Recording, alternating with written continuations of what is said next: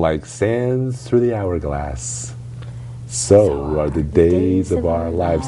Now, I don't remember, if you're Daria, I don't remember Daria being on Days of Our Lives. No, Daria was an MTV character. Oh. Welcome to Progressive Soup.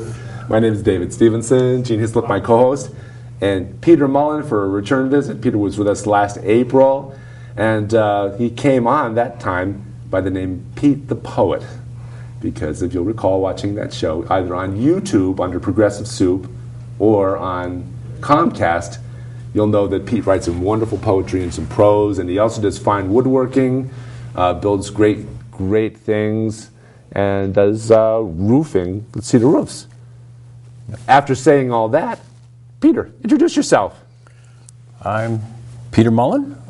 Been in business for myself doing carpentry for about 30 years, and do all kinds of home improvements. A lot of smaller jobs, custom work, and work closely with the homeowner, residential.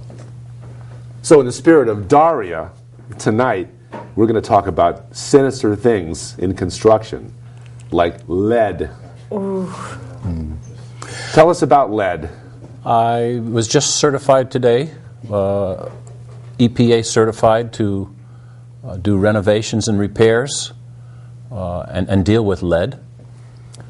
I took an 8-hour course, and it's amazing how dangerous it really is to be working around. I've worked with it for years and not really realized.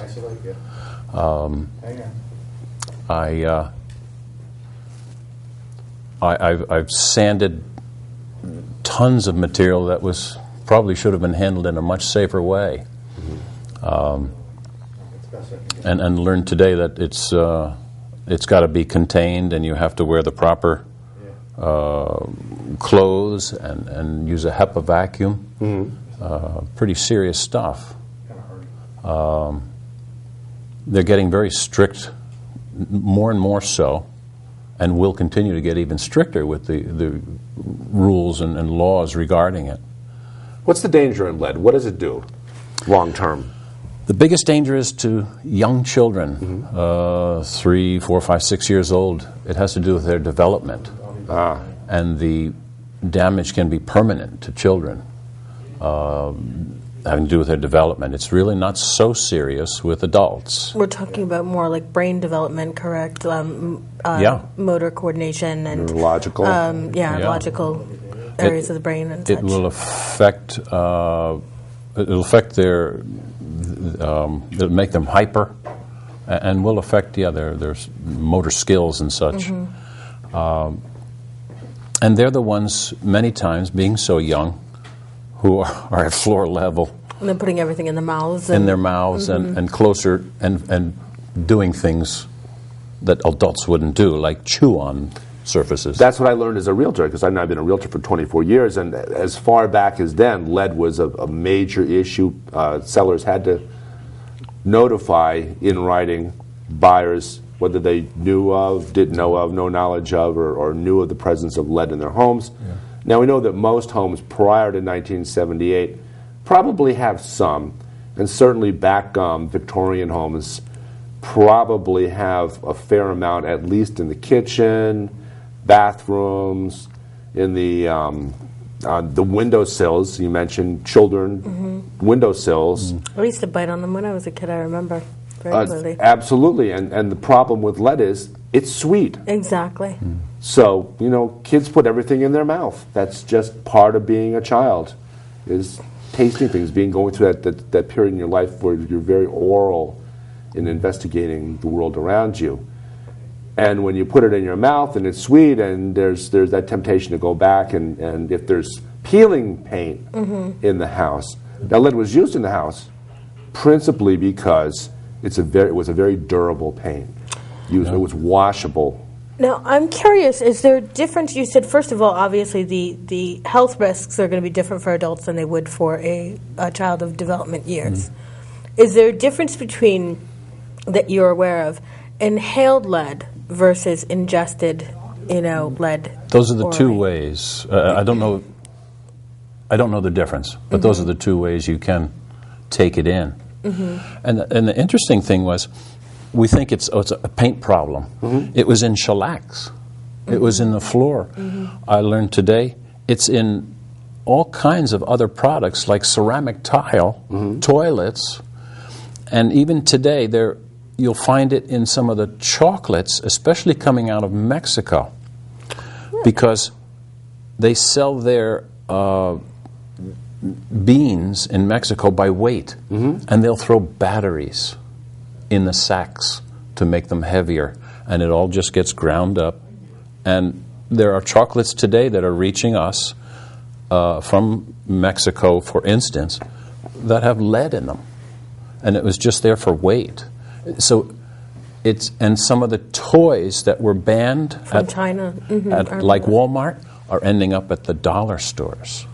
So so they're not just disappearing; they're just getting shuffled around. The lead is all around us in a lot of products that you wouldn't think it was in.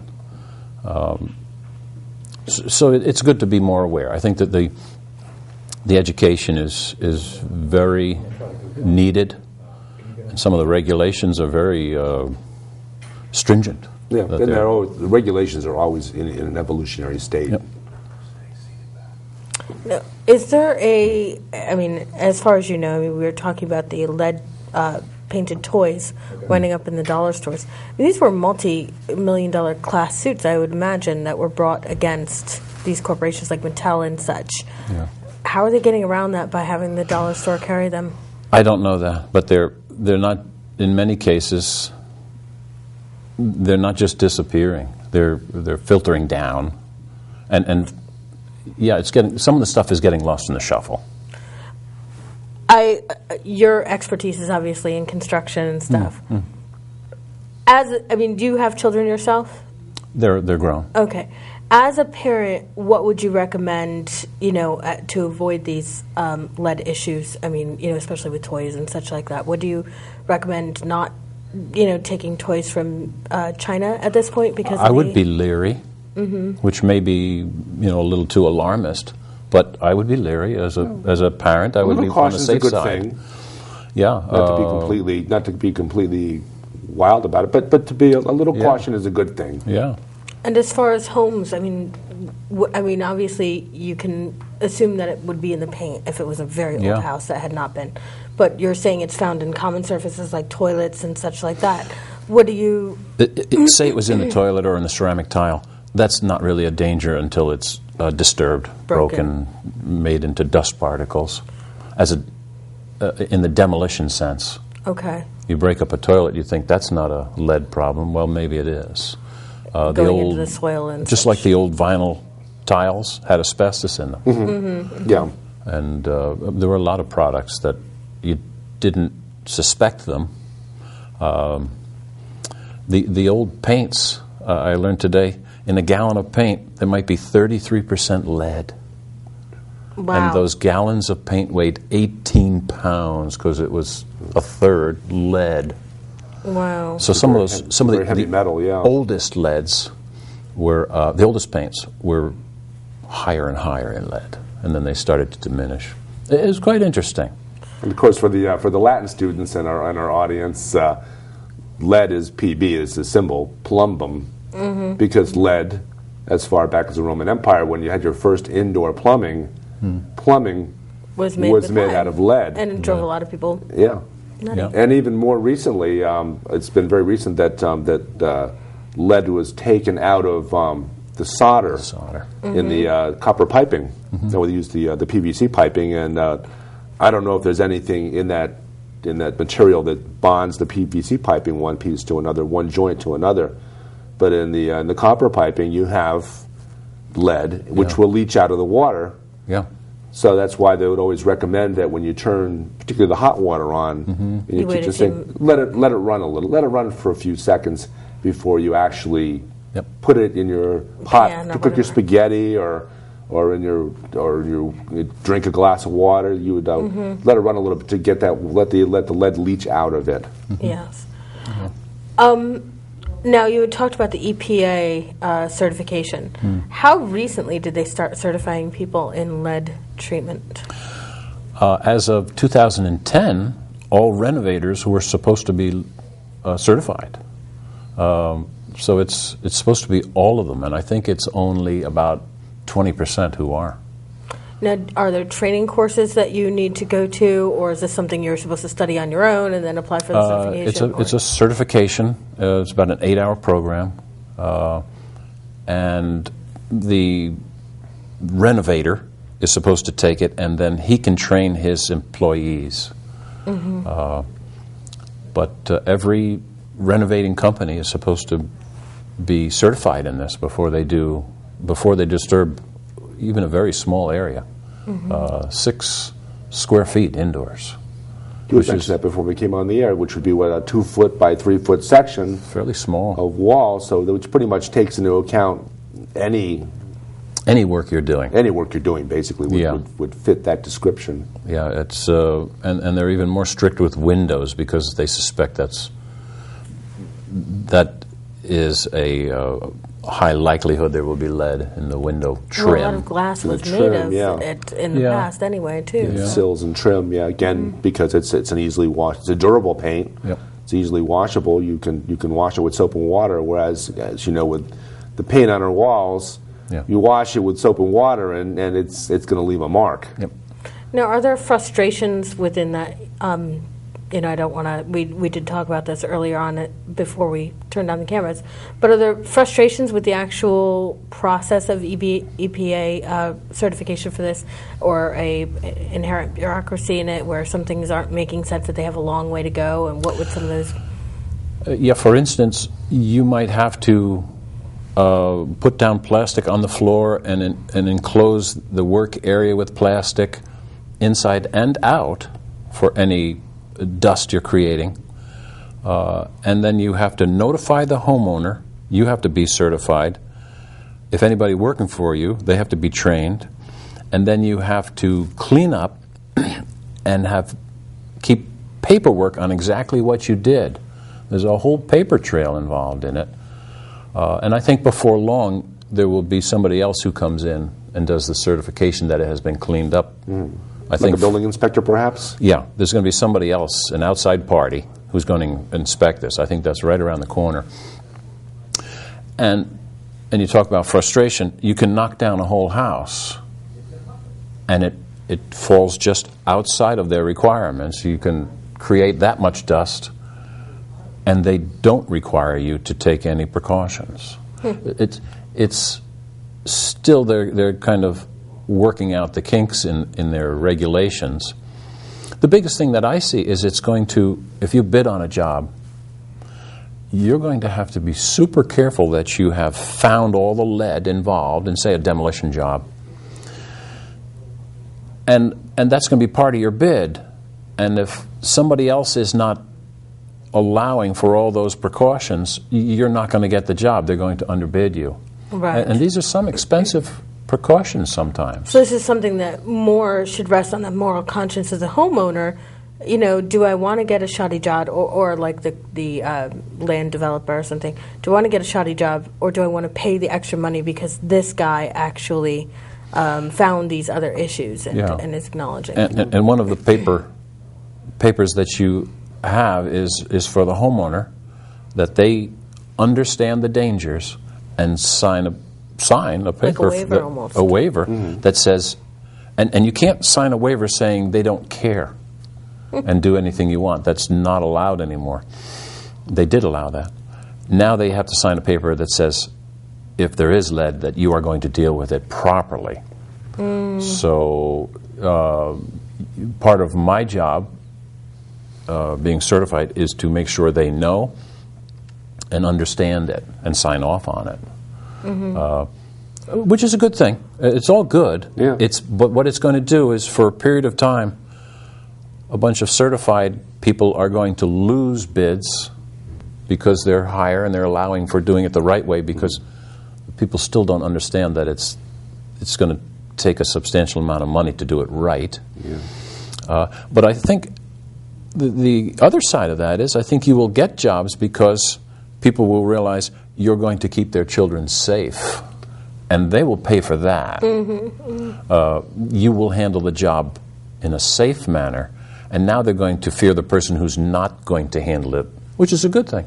Like so many things, too, also, it comes down to right and wrong, people's sense of right and wrong. And when they realize the dangers, if you make it clear in the booklet for the homeowner will, it'll become part of the cost of renovating, and it'll be more acceptable.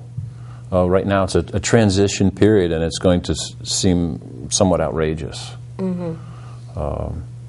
I know of one town where they were going to paint one of the town's buildings, and the bid to paint it was $20,000, and then by the time they got the lead considerations all dealt with, it was up to $70,000. Yeah. Wow. So it's going to affect a lot of things. You're going to see a lot of people painting houses without prepping them. They're just going to have to paint over the peeling and everything else because they can't afford to strip the house the way it needs to be to do a good paint job. They're just going to encapsulate it with new paint. And that's always been the approach, at least on the interior of a home, to encapsulate lead paint. Yep. Because as long as it's not flaking, as long as it's not peeling, it's not an issue. Yeah. Not an immediate issue, at least. Maybe long term, and we have to, I guess, think environmental. We have to think more long term and long term effects now than we used to have to. I mean, because we're not thinking 5, 10 years now. We're thinking presumably hundreds of years into the future. Yeah, it gets a little complicated. The paint is just chalking. That's considered disturbing the paint. Yeah. So if it tests for lead and it's a chalking paint, which means you can wipe off some of it, which is quite common with some paints, then you can't just power wash that house, or you're sending all that into the ground. Yeah, around the house, and we know that around people's houses they put plants. Yeah, plants and playgrounds. Sometimes plants, sometimes herb gardens that they're eating vegetables out of and herbs out of. There's a lot of considerations, and it's for the contractor, it's at first it seems like a pain in the neck. It's just one more thing, but it is a serious thing. Like we didn't understand asbestos, and now we realize how serious it was. It's hard to accept the new rules, but it seems like the right thing to do.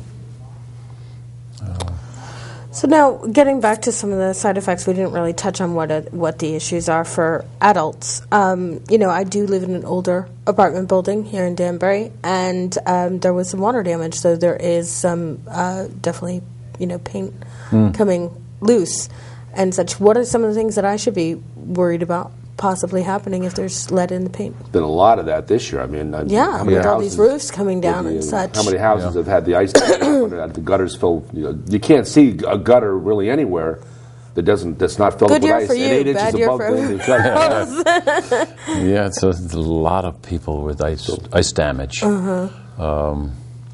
But if you just have a ceiling coming down, you're not getting. It really has to be disturbed. I mean, if it just cracks and starts to peel a little bit, you're not really getting substantial exposure. You really have to disturb it. And what do you mean disturb? If it fell down, if you had a section of, say, a plaster ceiling fall down, and the debris was all over the floor, well, that's very likely got dust. So most houses being not plaster ceilings, but sheetrock nowadays. The sheetrock is unlikely. Yeah. You'd have to test. Possibility, but not a huge possibility. Yeah. People shouldn't be overly concerned, but like anything else, use a grain of judgment. You can go right to Home Depot and get a lead test kit. Yeah. And just a homeowner can do this and test, and they'll know their own exposure. You don't have to bring anybody else in. Very good tip for our viewers. Thank you very much. How much do those tests run, around ballpark? I know the individual swabs were quoted as about $3. I don't know what the kits are. They must be under $10. Oh, good. That's a very good tip for our guests. Thank you. The instructor said, Viewers. you guys should take one of those swabs and rub it across your dashboard, the dust in your dashboard, and see what you're exposed to. Oh, wow. That And I must have been thought, wow. scary. Oh, my gosh. Like, I'd rather not know, right? Yeah, yeah.